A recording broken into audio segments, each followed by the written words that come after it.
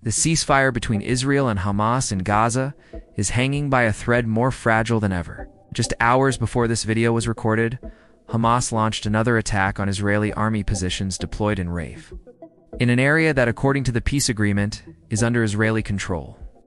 The result: one IDF reservist killed and an immediate forceful response from Netanyahu. Israeli airstrikes have reportedly killed at least 30 people in Gaza, and Israel has vowed that Hamas will pay for violating the agreement. To make things worse, footage has emerged, allegedly from an Israeli drone, appearing to show Hamas deliberately delaying the return of deceased hostages' bodies.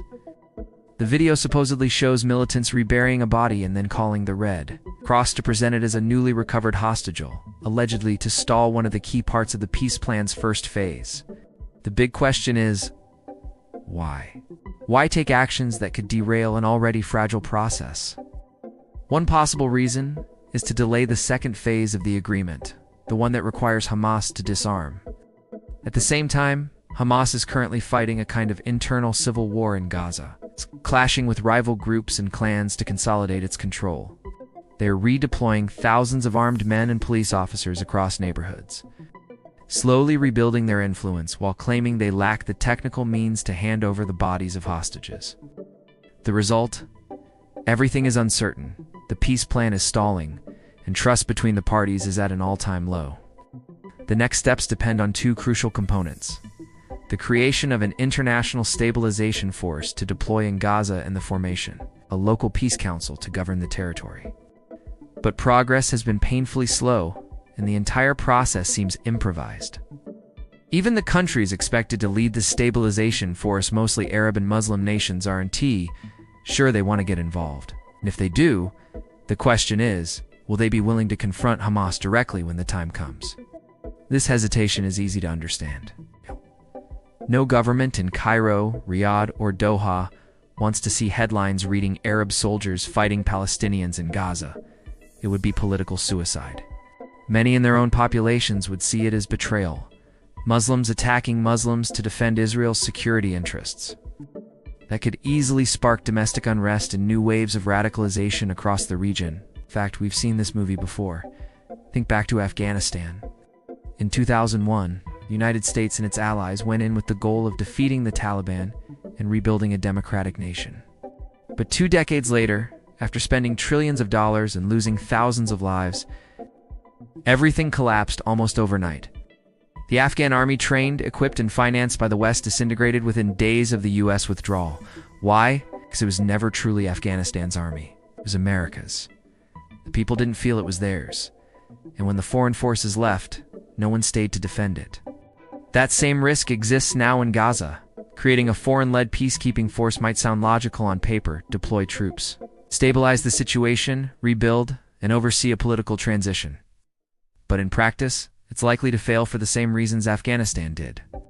Foreign soldiers will not understand the local context. The population will distrust them, and no one will be willing to make the sacrifices needed for lasting stability. The truth is that peace in Gaza can only come from Gaza itself. The solution, isn't to import stability through foreign soldiers and money, it's to empower local Palestinians who genuinely want to build a future free from Hamas and extremism.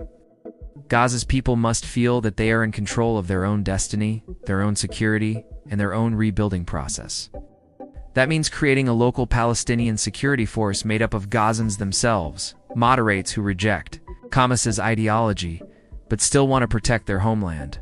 This force could be supported, trained, and equipped by Arab allies and the international community, but it would remain Palestinian at its core. That's what gives it legitimacy. No one will fight harder for Gaza than the people of Gaza. This force wouldn't replace foreign assistance, but would work with it. The international stabilization mission could focus on logistics, training, intelligence, and humanitarian support, while Gazans themselves take on the responsibility of maintaining order and preventing Hamas from returning to power. For Arab governments, this approach would also be easier to justify to their citizens. They'd be helping fellow Palestinians, not enforcing Israel's will. To succeed, though, this Palestinian force must be well-funded, well-trained, and properly motivated. Members need to earn fair wages, have stable housing, and receive ongoing education and professional development. They should see themselves as the foundation of a future Palestinian state, one that can govern, protect, and sustain itself. Western nations could contribute by financing police academies, communication systems, and intelligence programs. Israel could share vital information about tunnels, weapons, and smuggling routes, but for cooperation, not domination. At the same time, Gazans who choose to stand against Hamas must receive real guarantees, protection for themselves and their families, financial support, and perhaps even relocation options if necessary. No one will risk their life to fight extremists if they know they'll be abandoned afterward. The international community must make it clear: those who take the risk to rebuild Gaza will not be left behind. Of course, this approach also requires Israel's cooperation. For it to work, Israel must be willing to delegate some control and allow a new, credible Palestinian authority to emerge in Gaza. That won't be easy. Netanyahu, whose government has little trust in Palestinian institutions, but without that trust, the cycle of violence will continue indefinitely. The next government of Gaza must come from within Gaza. It must be led by local figures untainted by corruption or extremism. It's not outsiders imposed by foreign powers.